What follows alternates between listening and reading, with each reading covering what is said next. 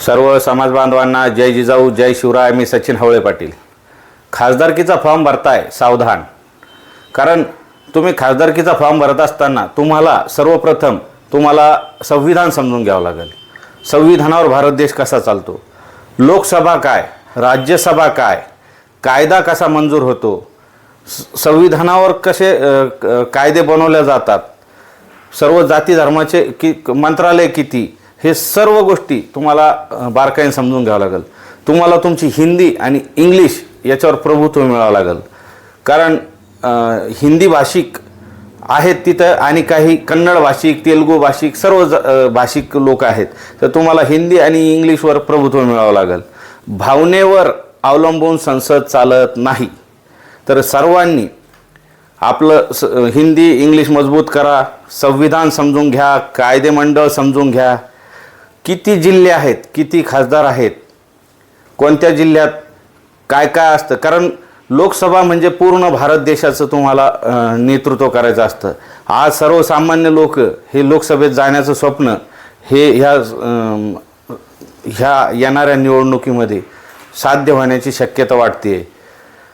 कारण मराठा आरक्षणाचा प्रश्न ज्वलंत असताना कुठलाही ठोस पवित्र सरकारने न घेतल्यामुळे मराठा समाजामध्ये तीव्र नाराजी पसरलेली आहे। 10% जे आरक्षण दिलं त्याला चॅलेंज होण्यासाठी काही मंडळी हे टपून बसलेली आहे। त्यामुळे मराठा समाजाच्या भावना दुखावलेल्या आहे आणि प्रत्येक गावागावातून 4-4, 5-5 फॉर्म भरण्याच्या तयारीत मराठा समाज बांधव आहे। तर आता इथून पुढे आपल्याला सर्व 18 पगड जातीचा पाठिंबा आहे। कुठल्याही जाती धर्माचा आपल्याला विरोध नाही। आता तुम्ही जातीवाद न करता सर्व जाती धर्मांना घेऊन सर्व जाती धर्माला न्याय कसा देता येईल या गोष्टीचा तुम्ही विचार करायचा आहे। खासदारकीचा फॉर्म भरताना कसा भरायचा त्याचे सगळं एक एक्झामसारखं तुम्ही त्याला बघा। कारण काय होतं, त्यामध्ये तुमचे फॉर्म रिजेक्ट होण्याची शक्यता असते। गरजवंत मराठ्यांचा लढा हा निर्माण झालेला आहे।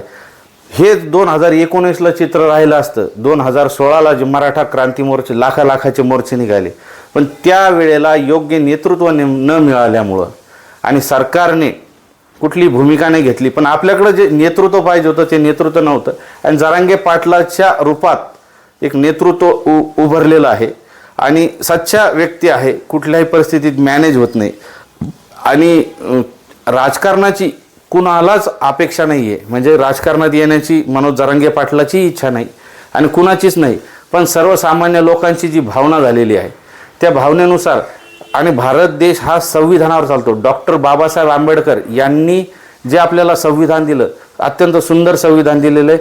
प्रत्येक नागरिकाला आपल्या आपल्या पद्धतीनं जगण्याचा, बोलण्याचा, राहण्याचा आणि कायदा समजून घ्या म्हणजे सर्व अधिकार हा डॉक्टर बाबासाहेब आंबेडकरांनी दिलेला आहे। त्याचप्रमाणे निवडणुकीला उभं राहण्यासाठी कुणी उभं राहू शकतं। म्हणजे असंच नाही की त्याच्या घरामध्ये राजकीय वारसा पाहिजे।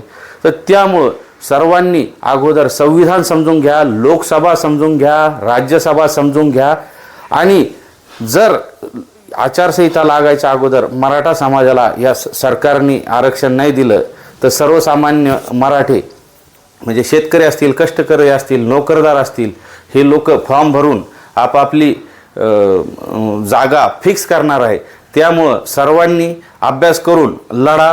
हा व्हिडिओ सर्व समाज बांधवांनी जास्तीत जास्त शेअर करा आणि माझं हे चॅनल जे आहे सचिन हवळे पाटील या नावाने याला सबस्क्राईब करा। नवनवीन जे व्हिडिओ असतील मी ते तुम्हाला माझ्या चॅनलच्या माध्यमातून देण्याचा प्रयत्न करील। एवढंच बोलतो आणि थांबतो। जय जिजाऊ जय शिवराय।